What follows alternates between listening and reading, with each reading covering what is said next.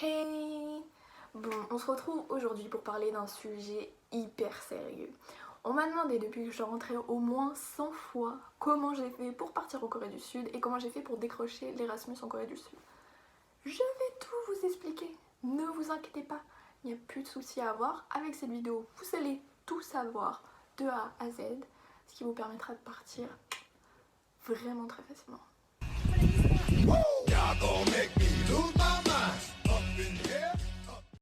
La toute première chose qu'il faudra faire, c'est se renseigner dans votre faculté en France. Alors vous allez me dire, ouh, comment? Eh bien il y a le service international qui vous permettra d'avoir des réponses. Et sinon, en général, sur les sites internet de votre fac, vous avez les partenariats qui ont été choisis les années précédentes, ce qui permet de vous faire une idée de ceux qui seront cette année. Parce que, en général, ils ne changent pas du tout. Vous allez au service international et vous demandez si votre licence a un partenariat en Corée du Sud avec l'université coréenne et combien de places il y a. Parce que c'est super important, vous verrez pour la suite. Bon courage!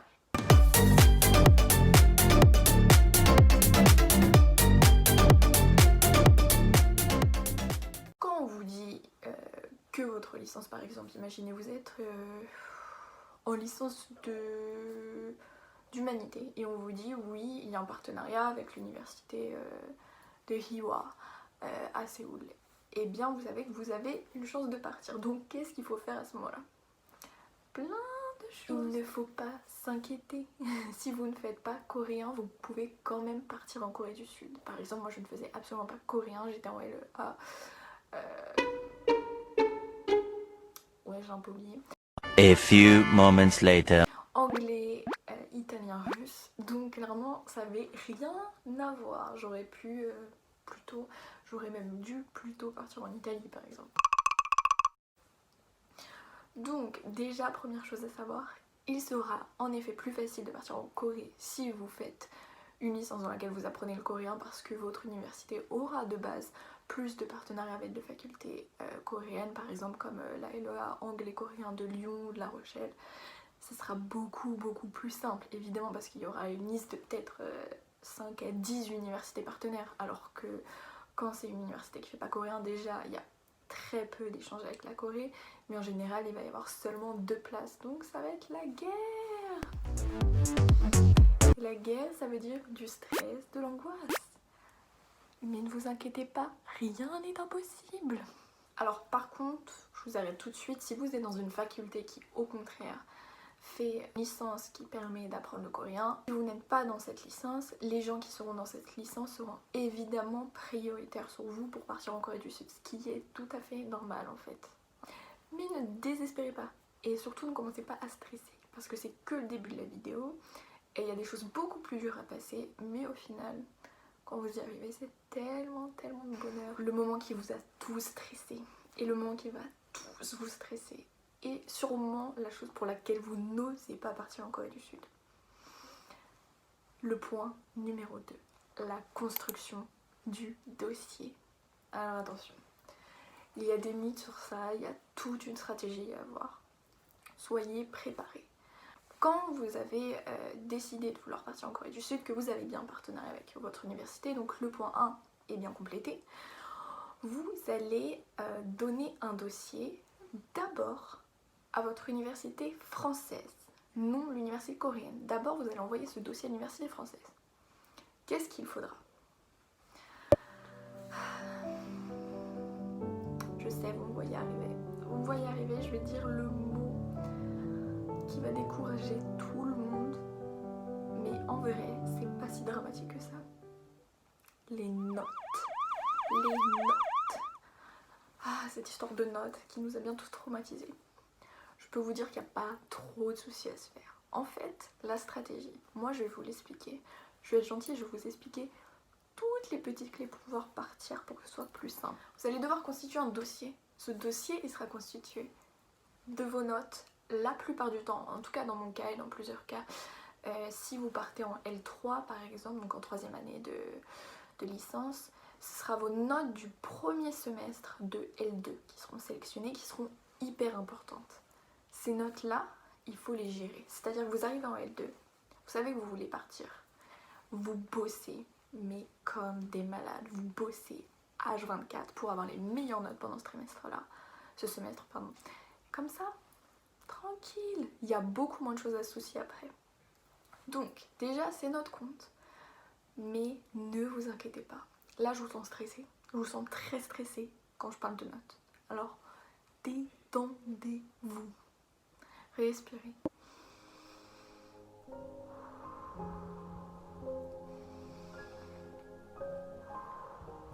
Prenez votre temps parce qu'il y a d'autres petits secrets. Et il y a un truc qui est super important et qui est la clé pour partir en Erasmus. La clé, la solution, l'astuce, c'est la lettre de motivation. Et oui, la lettre de motivation, vous allez encore plus la bosser. C'est-à-dire que vous allez la refaire, et la refaire, et la refaire, et la refaire, et la refaire.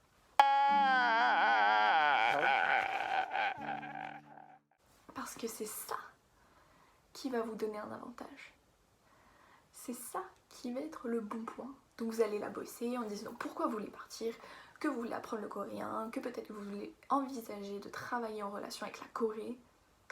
Je vous donne des petites astuces comme ça, hein. C'est pas pour vous dire que c'est ce que moi j'avais mis, mais vous voyez ce que je veux dire, retenez bien ça. Vous allez tout donner parce que, évidemment, le premier truc qu'ils vont regarder avec le dossier, c'est les notes. Sauf que, imaginons, comme moi, il y avait 2 places en Corée. Il y avait une à Ewha University et une à Ina University de Incheon, où je suis partie. Eh bien, ils vont prendre tous les gens qui veulent partir en Corée du Sud. Déjà, moi dans mon université c'était le cas, ils prenaient en priorité les gens qui voulaient partir 1 an. Donc déjà, si vous cochiez je veux partir 1 an, c'était pas mal, donc faites attention. Donc ils prenaient déjà ces gens-là, ils éliminaient tous ceux qui voulaient partir qu'un semestre. Tous ceux-là ils étaient éliminés. Ensuite, ils regardaient par rapport aux notes. Évidemment, j'ai quelqu'un de ma licence qui était bien plus forte que moi, et d'ailleurs elle se reconnaîtra, qui a eu donc la première place, et il restait à la 2e place, et je pense qu'on avait à peu près, j'étais peut-être la première dans ces gens-là, mais on avait peut-être à peu près les mêmes notes, tous. Et du coup, là je pense que la lettre de motivation, elle joue, mais elle vous assure une place en fait. Clairement, quand c'est serré, ils vont regarder la lettre de motivation, ils vont dire « Ah, il ou elle veut partir parce qu'il veut apprendre le coréen, ou parce qu'il ou elle veut travailler en Corée, ou en relation avec la Corée. » On va les faire partir ceux-là. Et oui, donc faites très attention. C'est vraiment le truc principal. La lettre de motivation, c'est vraiment ce qui fait tout et ce qui va vous assurer, je pense, l'échange. Donc, mettez le paquet. Le paquet, vraiment.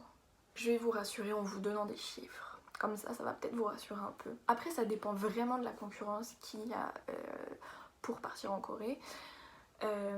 Moi, j'avais 11,3 de moyenne, quelque chose comme ça. Donc, j'étais vraiment pas super forte. Hein. Vraiment pas. Et j'ai réussi à partir. Donc, rien n'est impossible. Juste mettez toutes les chances de votre côté et donnez tout dans la lettre de motivation et restez positive parce que ça, je le dis à chaque fois, mais c'est super important d'être positive et de se dire je vais réussir, du moins je vais tout donner et comme ça je ne regretterai pas. Alors ce dossier, vous l'envoyez donc à votre faculté en France et moi je me souviens que je l'avais envoyé vers janvier. Et ça, c'est le 3e point de cette vidéo, c'est la 2e sélection. Vous allez me dire qu'est-ce que c'est que cette histoire, comment ça n'est pas accepté directement? Non. Donc l'université française, moi c'était en mars. Je vais vous parler de mon expérience personnelle, ce qui sera beaucoup plus simple. En mars, ils avaient étudié tous les dossiers et ils avaient choisi donc 2 personnes pour partir en Corée vu qu'il y avait 2 places dans ma licence. Ils ont choisi ces 2 personnes, on a eu comme une cérémonie où les personnes sélectionnées pour chaque destination étaient appelées, étaient affichées sur le tableau et on recevait comme, c'est pas un diplôme mais comme une certificat disant que vous alliez partir là-bas. Ce n'est pas terminé puisque je vous parle d'une 2e sélection. Donc quand cette première sélection est faite, vous avez eu la première sélection, vous vous dites ouais, trop bien, c'est bon, je vais partir. Alors oui, logiquement. Et moi j'aime pas les négativités, donc je vais vous dire oui, vous allez partir. Mais il y a encore quelques petites étapes à franchir. C'est-à-dire que là, vous allez passer la sélection de l'université en Corée. Ne vous découragez pas. Par pitié, n'arrêtez pas cette vidéo ici, vous pouvez le faire. Ce n'est pas impossible. Et en général, quand on vous sélectionne en France, ça veut dire qu'il y a de fortes chances que vous soyez accepté en Corée, qu'il n'y a vraiment pas de raison qu'ils vous refusent. Par contre, sachez que c'est toujours possible. Donc, vous allez vous inscrire en Corée. Votre université en Corée va prendre les renseignements qu'on lui a donnés via la France et va vous poser une inscription. Cette inscription, retenez bien ce qu'il faut parce que c'est super important et il y a des choses auxquelles on ne pense pas et qui changent vraiment toute la donne et qui pourraient ne pas vous faire partir. On va vous demander tout d'abord de remplir quelques papiers type qui vont vous envoyer. On va vous demander également d'avoir une assurance internationale. Alors une assurance internationale ça coûte un peu cher mais vous pouvez trouver ça très facilement en ligne. Donc ne vous inquiétez pas sur ça, c'est pas le plus important. Vous allez devoir donner un GPA. Alors qu'est-ce que c'est qu'un GPA? Je vais vous marquer juste ici en haut pour que vous puissiez comprendre à peu près ce que c'est. Mais c'est ce qui va un peu retranscrire vos notes à la sauce internationale quoi. Et on va vous demander un GPA de base, enfin il va y avoir une limite quoi. Mais vous inquiétez pas, si l'université en France vous a sélectionné, logiquement c'est bon, vous l'avez, il n'y a pas de souci. Faites attention en ligne, si on vous demande de le convertir en ligne, prenez le site internet qui vous permet d'avoir le GPA le plus haut parce qu'il calcule différemment et tout. Autant se donner des bons points. On va vous demander quoi d'autre? Ah, et ça, c'est le plus important et moi c'est ce qui a failli faire tout basculer. Donc écoutez bien. Vivre en Corée du Sud et surtout aller en Corée du Sud, ça coûte assez cher. Du fait du billet d'avion par exemple et du fait d'y vivre tout le temps et puis surtout on a trop envie de visiter quand on arrive en Corée, on le sait tous, on a envie de sortir, de faire plein de trucs, d'acheter des tonnes de cosmétiques et d'albums de K-pop pour certains. L'université en Corée va vous demander une somme sur votre compte. Donc moi il m'a été demandé dans une université hors Séoul 6 000 € sur mon compte. Je sais que j'ai des amis qui sont partis dans des universités à Séoul et qui avaient besoin d'avoir 8 000 €. Alors très simple, ne vous inquiétez pas, tout va très bien. Vous allez devoir, pour la date de l'inscription, faire comme un relevé bancaire où il sera marqué que vous avez au minimum, bon, je pense que vous allez partir à Séoul, donc au minimum 8 000 € sur votre compte. Seulement, après ils vont jamais vous les redemander ces 8 000 €. Alors moi je vous conseille fortement de les avoir pour de vrai parce que ça va vous coûter quand même cher, surtout si vous voulez profiter et tout ça. Mais sinon vous pouvez, si vous avez la possibilité, si vous êtes chanceux, de les emprunter à quelqu'un, de les mettre sur votre compte à ce moment-là, d'envoyer le relevé bancaire et d'après de garder une somme un peu plus basse. Bon, moi je vous conseille quand même de partir avec 5-6 000 €, hein, franchement, et encore. Partez avec le maximum possible, mais on vous les remandera pas, on vous remandera pas cette preuve. Donc en soi, c'est juste qu'ils voient à ce moment-là que vous avez cette somme. Mais si vous voulez partir, il faut économiser en avance, faire un prêt ou bien travailler. Ça c'est super important parce qu'on ne va pas vous prévenir qu'il y a cette somme à montrer, donc vous allez être très surpris. Moi ce qui était le cas d'ailleurs. Pour finir, vous allez attendre, après avoir fait tout ce système, c'est sur internet, vous inquiétez pas, pas de soucis, vous allez attendre la réponse de l'université coréenne. Ne vous inquiétez pas, en général elle est positive, vu que vous aviez déjà été accepté en France avant. Elle sera positive, et là vous allez pouvoir commencer à préparer le après, ce qui va se passer après, et ce qui est un peu moins stressant, je dirais au début, mais au final ce qui stresse quand on n'est pas loin de la date de départ. Donc quand vous allez passer cette étape, ils vont vous envoyer un mail de confirmation en vous disant c'est bon, vous êtes accepté. Maintenant il va falloir s'inscrire à la deuxième petite inscription. C'est comme à la fac quand on a une inscription administrative et pédagogique, c'est un peu la même chose. Et là vous allez pouvoir vous inscrire, évidemment. Évidemment, je vais vous faire une vidéo sur cette partie également. Donc dans une prochaine vidéo, je vous parlerai de comment préparer son voyage et les premiers jours, comment ça se passe quand on arrive, avec un peu mon expérience personnelle. Il y a des choses qui auraient pu m'arriver. Je pourrais même raconter quelques petites anecdotes rigolotes qui me sont arrivées au début parce que il s'en est passé des choses, je peux vous le dire. Voilà, j'espère que ça vous aura à peu près éclairé sur comment partir. J'ai essayé de faire ça bien pointu et surtout de vous donner l'espoir. Encore vous redonner l'espoir parce que c'est important. Ne vous inquiétez pas, si vous voulez partir, si vous êtes déterminé, si vous bossez, qui peut se mettre en travers de votre chemin? Qui a la possibilité de faire ça? Personne. Donc foncez et si vous voulez partir, donnez absolument tout pour partir. Comme d'habitude, je vais finir cette vidéo en vous disant stay positive parce que c'est la base. Je vais vous souhaiter une agréable journée et j'espère de tout mon cœur que plein de gens vont pouvoir partir en Erasmus en Corée du Sud et peut-être qu'on se verra là-bas. On sait pas. Bon, je vous fais plein de bisous. Annyeong.